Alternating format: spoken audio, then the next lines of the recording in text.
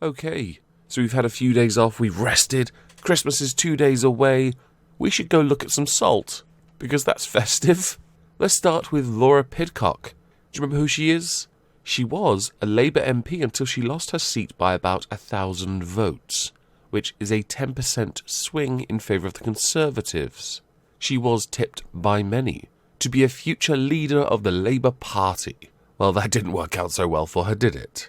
Well, in a statement she's made concerning how she lost and why she lost, she said it is vital to learn the lessons of Labour's general election defeat.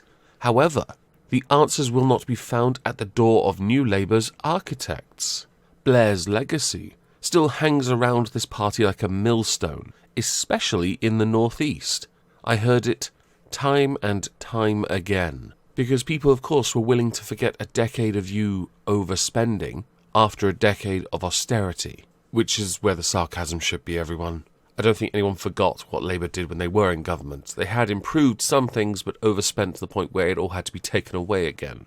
As a response for this, many of the Labour Party, including some of the former members of Tony Blair's own cabinet, would include Jackie Smith in this, replied to Laura Pidcock, "I'm sorry you lost your seat, but it was down to the unelectability of the leader and the project you championed. You need to own that, rather than try to shift the blame to a leader and politics that actually managed to win and change Britain for the better."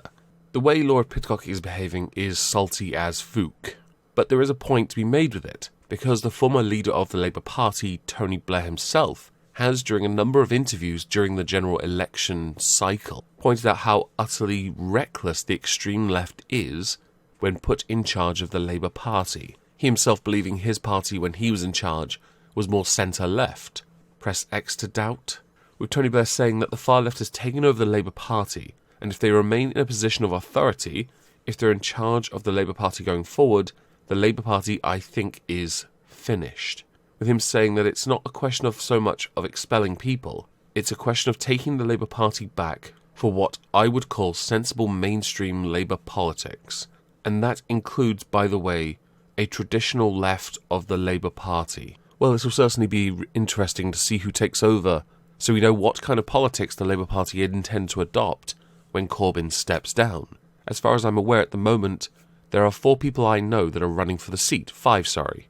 You have Sir Keir Starmer, Shadow Brexit Secretary, John McDonnell, the Marxist Communist, yep, Rebecca Long-Bailey, Emily Thornberry, and David Lammy. I don't know if Diane Abbott is, but it will be certainly very interesting to see who has a good crack at it. I believe Rebecca Long-Bailey has already hired a Stalinist to head her campaign. This can only end well for her.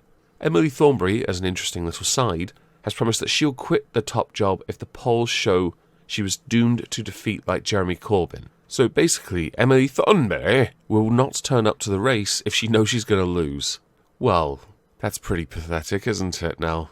And to go back to Rebecca Long-Bailey, she's already garnering a significant amount of support by union bosses including Lem McCluskey, who was a huge fan of Jeremy Corbyn until he lost, and then he distanced himself. Because them optics, yo, swag.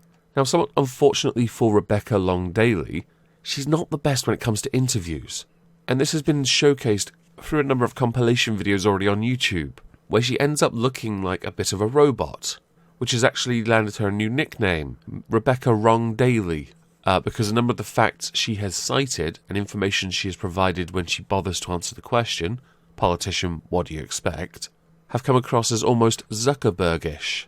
All we need now is for her to take a sip of water and see if she malfunctions. Now, she has yet to formally declare her candidacy, but it is highly believed that she will go for it. Personally, for the sake of entertainment, I want Diane Abbott or Emily Thornberry, but mostly Diane Abbott, because she's hilarious. Her against Boris Johnson for 5 years, I can't see that getting old. But at the same time, I also want a legitimate Labour Party, and of those 5 people, only Sir Keir Starmer is the one that could actually give some real intellectual challenge to Boris. John McDonnell is really, really freaking old, and he'd just end up getting 5 years of abuse from Boris about being a communist. Diane Abbott is a joke who can't math. Rebecca Long-Daly is a literal nobody. David Lammy is a Twitter joke. So Sir Keir Starmer is the only one, really, of those names so far, that could be of interest. There is somebody else I think should be considered, and that would be Chris Bryant.